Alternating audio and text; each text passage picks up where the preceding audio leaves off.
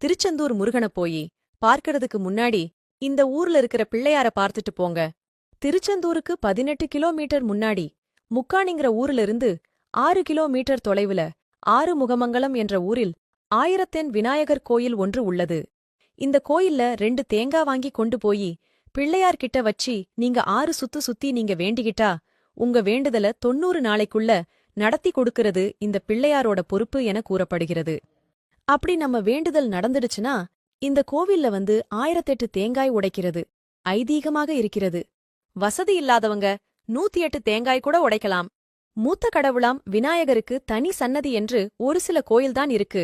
அதுல முதல்ல கட்டுன கோவில் இதுதான்.